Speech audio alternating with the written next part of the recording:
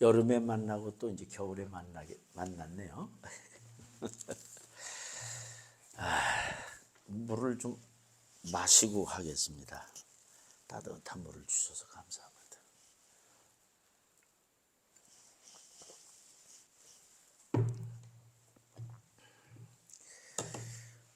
이 대독한 말씀, 이 디모데서는 목회서신이죠. 목회서신인데 바울 사도가 두 번째 로마 옥중에 갇혀서 믿음으로 낳고 영적인 아들로 가깝게 지내는 젊은 목회자 디모데에게 실천 목회함에 있어서 일어날 수 있는 다양한 문제들, 젊은 목회자가 어떻게 대처해 나갈 것인가, 다양하게 첫 번째 편지와 두 번째 편지를 써 보냈는데, 특히 직분론이 이 디모데서에는 직분론이 잘 나와 있습니다. 감독의 직분을 맡아야 행할 자들이 가져야 될 덕목과 또 집사들이 가져야 될 남집사와 여집사, 교회의 직분자로 세움받은 이들이 어떻게 할 것인가, 그리고 그들을 직분자로 교회의 공직을 맡게 하기 위해서는 어떤 기준으로 그들을 선택해야 되느냐, 상세하게 나와 있기 때문에 2000년이 지난 지금까지도 교회가 일꾼을 세울 때 그 말씀의 기준들을 가지고 선택을 하고 있습니다. 자, 오늘 이 말씀에서 중요한 것은 15절, 특별히 보면 너는 진리의 말씀을 옳게 분별하며 그랬습니다. 개인적으로는 젊은 목회자 디모데에게 권면하는 말씀이지만은 직분 맡은 모든 자에게도 해당되는 겁니다. 가장 중요한 것은 말씀을 옳게 분별한다는 것. 이건 무엇보다도 중요합니다. 하나님의 말씀, 영원한 진리이신 하나님의 말씀에 대한 올바른 분별력. 영어 성경은 핸들이라고 썼는데 좀 다른 의미를 부여하면 하나님의 말씀의 본질적인 의미가 무엇인가를 스스로 잘 깨달아 알아야 된다는 거죠. 이 말씀이 잘못되게 되면, 이제 우리 신학으로 말하면 성서신학, 이것이 잘못되면 바로 이단에 빠지기도 하고, 물론 성령론, 기독론, 여러 가지 귀신론 같이 조직신학적으로도 그것이 잘못되면 신앙이 어긋날 수도 있죠. 종말론이 그렇고 여러 가지 있지만, 무엇보다도 하나님의 말씀, 진리인 하나님의 말씀을 옳게 분별한다는 것이 우선적으로 중요합니다. 왜 이 말씀을 대원했느냐 하면, 이 디모데가 목회하는 그 교회에 후메네오와 빌레도라는 사람이 교인인데 어디서 잘못된 이단 사설에 감염이 돼서 교회 안에서 시끄러운 문제가 대두가 됐어요. 그건 뭐냐면 예수님의 부활은 이미 끝났다. 거짓 사도들의 가르침을 받아서 교회 안에서 언쟁이 심했던 겁니다. 그러니까 바울 사도가 아주 강한 어조로 그들을 책망하는 그런 말씀을 합니다. 예수 그리스도의 재림이 이미 부활에 관한 거, 예수님의 부활은 이미 지나간 사건이다. 초대교회의 그 많은 영지주의라고 하는, 또 게티즘이라고도, 그노시스라고도 하는 그런 영지주의가 팽배했기 때문에 하나님의 말씀에 바로 서지 못하면 그 다음에는 그 믿음이 한 발도 나아갈 수가 없어요. 나간다 하더라도 제대로 서가는 믿음이 될 수가 없는 겁니다. 우리 한국 교회가 왜 어지럽냐 하면, 말씀이 올바로 해석되고 그 올바로 해석된 말씀이 교회 안에서 성도들을 올바로 양육하지 못하기 때문에 이단들이 극성하는 겁니다. 이단들의 생리가 뭡니까? 성경 신구약 전체적인 흐름과 그 본문의 전후 문맥을 잘 이해하고 성경 해석이 어려워요. 이게 은유적으로 해석할 것인지 문자적으로 해석할 건지 역사적인 해석을 할 건지 영적인 해석을 할 건지 굉장히 어려운데 성경 전체적인 문맥 속에서 그 말씀이 우리에게 주는 본질의 뜻이 뭐냐를 바르게 이해하고 그 다음에 가르치고 그것을 바르게 알아듣는 그런 신앙이 훈련이 제대로 되지 못하기 때문에 이단 사설들의 꾀임에 넘어가는 거예요. 그래서 한국 교회가 제일 큰 문제는 눈만 뜨면 우죽순같이 이단이 생기잖아요. 얼마나 많습니까? 수입종도 많지만 토종도 많아요. 이단들이. 이게 뭐 지금은 그 교회명을 교회도 아니지만은 타이틀을 바꿨죠. 문선명 통일교. 원리강론이죠. 그들의 진리는 원리강론. 박태선 천부교라고 하는 전도관 얼마나 한국교회를 흔들어 놨습니까? 아직까지 잔존하고 있죠. 그 무리들이 그 천부교 박태선 오묘원리. 근데 이 영적 계보가 정득은이라는 여인에게서부터 비롯됩니다. 그래서 통일교는 원리강론이 그들의 진리고 천부교인 그 전도관은 오묘원리가 그들의 진리입니다. 그런데 그들이 계속 타이틀을 바꿔가면서 혹세무민하죠. 얼마나 많은 영혼들을 파멸에 이르겠습니까? 그것은 뭐냐 하면 진리의 말씀을 옳게 분별하는 것이 교회에서부터 훈련되지 못하고 또 교회의 직분자로 세움받은 이들이 가장 중요한 진리의 말씀을 옳게 분별할 수 있는 은혜를 받지 못하기 때문에 흔들리는 거예요. 장로고 심지어는 목회자들까지도 이단에 넘어가는 경우가 상당히 많습니다. 그래서 지금은 또 다른 그 이단들이 우리 주변에 진리를 가장하고 양의 탈을 쓰고 접근하는 이 일이지요. 의의 일꾼으로 광명의 천사로 자기를 가장하는 이 기만술은 사탄의 본질입니다.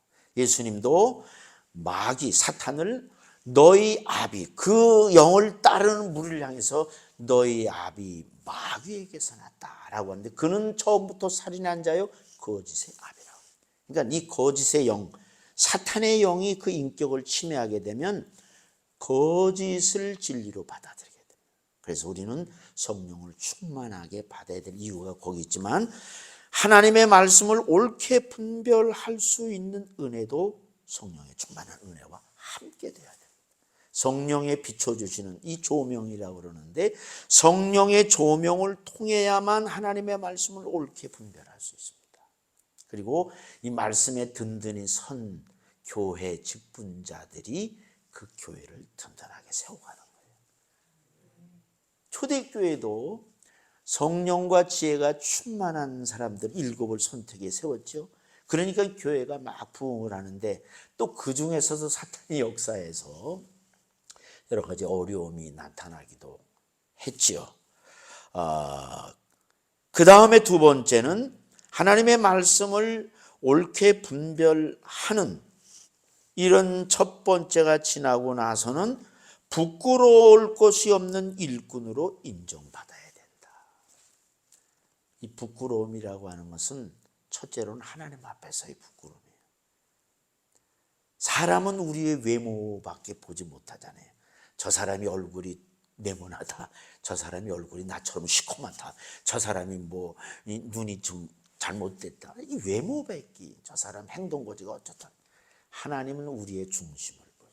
불꽃 같은 눈으로 우리의 중심을 보시기 때문에 먼저 하나님의 자녀된 우리들이 하나님 앞에 부끄러움 없는 일꾼으로 인정받아야 돼요. 그러면 인간적으로 100% 완벽해야 되느냐? 그 말씀이 아니에요. 산상보훈 속에서도 말씀을 예수님이 일찍이 주셨지만 하늘에 계신 너희 아버지의 온전하심 같이 너희도 온전하라. 완전하라고 주님은 요구하지 않아요. 하나님의 기준은 조금도 모자람이 없고 100% 완벽한 자를 원하는 게 아니에요. 죄인이지만 허물이 많지만 연약하고 부족하지만 하나님의 은혜를 제대로 깨닫고 충성하는 사람을 인정하시는 거예요. 믿음이 없이는 하나님을 기쁘시게 할 수 없다라고 히브리서 기자는 대언하잖아요. 그러니까 믿음 있는 사람을 좋아해요. 믿음 있는 사람. 저 사람이 얼마나 부자냐, 스카이대를 나왔느냐, 소위 말하면 우리 한국에서 흔히 말하는 백이 있느냐. 아무리 백이 없어도 2장 백은 있어야 되잖아요. 예? 좀 나으면 면장 백이라도 있어야 되고, 국회의원 강훈식 백이 있으면 더 좋고, 뭐 이런 거 아니? 소위 백이 있어야 되는. 주님은 그거 안 보시는 거예요. 믿음이 있느냐. 제자들을 3년여 동안 선택해서 마을 다니면서 천국 복음을 전하실 때 여러 가지 위기를 많이 당했죠. 주님이 기적도 베푸시고 오병이어 칠병이어 기적을 베푸시고 많이 보여줬는데 결정적인 때에 제자들에게 믿음이 적은 자들아, 한 배를 타고 가셨는데 갑자기 풍랑이 일어나서 막 요동치니까 제자들이 배 고물에서 주무시는 예수님을 깨웠어요. 그 말이에요. 우리가 죽을 판인데 지금 잠이 오십니까? 충청도 말로 가구도 안 닿네. 어떻게 이런 상황 속에서 잠이 오느냐고 흔들어 깼어요. 그래서 예수님이 깨서 바람을 꾸짖었죠. 꾸짖다는 것, 꾸짖음의 대상은 인격 외에는 쓰는 말이 아니에요. 사탄을 꾸짖. 사탄이 예수님과 그 제자들을 물로 수장시키기 위해서 돌풍을 일으켜서 막 위기에 몰아넣었을 때 제자들은 그걸 두려워했던 거예요. 주무시던 예수님을 깨우면서. 아니, 한 배에 타는 예수님이 수장되면 지들만 죽어요? 예수님도 죽지? 예수님이 지책에 있는데도 보는 눈이 없었다. 믿음이 없었다. 예수님이 일어나서 믿음이 적은 자들아, 그걸 책망했어요. 바람을 꾸짖으지 잠잠해졌다. 사탄의 역사를 예수님은 제압을 하신 거죠. 자, 이처럼 믿음이 있어야 부끄럽지 않는 일꾼으로 인정받게 됩니다. 그 다음에 세 번째는 비로소 자신을 하나님께 드리는 헌신이 동반되는 거죠. 첫 번째, 두 번째가 온전하게 되어 이루어지지 않는 가운데에서 입으로만 하는 헌신은 하나님이 과연 기뻐하실까? 아니잖아요. 그러니까 하나님의 말씀을 옳게 분별할 수 있는 믿음, 그죠? 그 다음에 하나님께서 인정하시는 그 믿음, 그 다음에 세 번째는 자신을 온전히 드리는 헌신의 삶. 이것이 순서라는 거죠. 순서. 우리 옛말에 그런 말이 있습니다. 일구견인신 노요지마력이라. 사람을 진정으로 알기 위해서는 일구견인심, 오랜 세월을 지내봐야 된다. 하루 이틀 사귀어서 하루 이틀 사귀면 다 좋을 수 있어요. 야, 저 사람 남 대접 잘하고 식사도 대접 잘하네. 말씨도 좋네. 하루 이틀은 반짝할 수 있어요. 수십 년 새겨보면 그 사람의 본성을 알게 돼요. 일구견인심. 저 말이 준만지 뛰어난 그런 말인지는 노요지마력. 먼 길을 달려보면 그 말의 진가를 아는 거예요. 조금 못 가서 말이 헐떡이거나 주저앉으면 그건 준마가 아니에요. 먼 거리를 달려도 지치지 않고 힘이 넘쳐난 그 말, 그게 준마죠. 왜 이런 얘기를 하냐면 신앙세계도 마찬가지입니다. 세월이 오래 지나면 믿음이 퇴색해지기 쉬워요. 어제가 오늘 같고 오늘이 내일 반복되는 것 같죠. 매일 똑같이 똑같은 시간에 똑같은 분위기 속에서 그렇게 드려지면 스스로 목회자도 그렇고 성도들도 매너리즘에 빠지기 쉬워요. 감흥이 좁다는 거죠. 그래서 믿음이 자꾸 균열이 생기고 삐그덕거리다가 이탈이 생기는 거죠. 날수가 오래 지나도 생명은 변함이 없는 거예요. 생명은 변함이 없는 거예요. 믿음의 본질은 무슨 자유주의 신학이니 정통주의니 신정통주의니 뭐 사조가 다 흐르고 세월이 다 바뀌어도 믿음은 변함이 없는 거예요. 인간 사조는 다 변하고 유행도 다 변하고 사람도 변하고 세상의 모든 것 다 변하지만 믿음은 안 변합니다. 그 변하지 않는 믿음, 아무리 수십 년 세월이 지나도 내가 있어야 될 자리, 내가 감당해야 될 직분, 그리고 하나님 앞에 변질되지 않은 그 순수한 믿음을 가지고 나아가는 사람을 주님은 인정하신다. 보세요. 교회도 보면요. 이제 시골 교회도 마찬가지. 시골 교회 네 단위마다 교회가 다 있잖아요. 그래서 시골 교회에서도 내 교회 싫으면 그냥 이웃 교회로 가요. 물론 처녀가 애를 낳아도 할 말이 있잖아요. 핑계 없는 무덤이 어디 있어요? 다 이유가 있어요. 떠나는 거 보면 다 이유가 있다니까요. 그런데 물론 우주적인 교회는 하나죠. 머리 대신 예수 그리스도 한 분이듯이 원처치, 영어로 큰 대문자 써서 원처치, 우주적 교회는 하나입니다. 교파만 다를 뿐이지. 구원은 믿음으로 얻는 거지 교파로 얻는 건 아니잖아요. 별의별 교단, 교파가 많지만 믿음은 하나입니다. 그리고 교회도 하나입니다. 그런데 중요한 것은 내가 적을 두고 섬기는 교회는 필요하다. 열심히 충성하고 받들어 나아가야 될 그 지역 교회는 반드시 필요하다는 거예요. 어느 교회 간들 이단만 아니면 동일하죠. 그러나 하나님이 나를 왜 거기서 그 교회에서 적을 두고 직분자로 세움받고 충성케 하셨나, 이걸 생각해야 돼요. 그런데 요즘은 시골 교회도 자꾸 떠나. 그나마 몇 명 안 되는데 자꾸 떠나는 그런 일이 있게 됩니다. 제가 은퇴하기 작년 말에 딱 1년 됐네요. 은퇴했던 교회에서 33년 목회를 했는데 그 교회도 자꾸 떠나는 거예요. 그래서 저는 떠나는 교회는 막 강제로 안 잡고 오는 교회를 환영한다. 가고 싶으면 언제든지 가는데 목회자에 대한 신뢰를 잃어버리면 당신은 은혜 받을 길이 없다. 가라 그래서. 30여 년 시커먼 목사 봤으니까 식사할 때도 됐죠. 맨날 똑같은 넥타이 메고 시커먼 사람이 똑같은 음색 가지고 했으니 나한테도 실증 날 것 같아. 가라! 그러나 풀고 가라.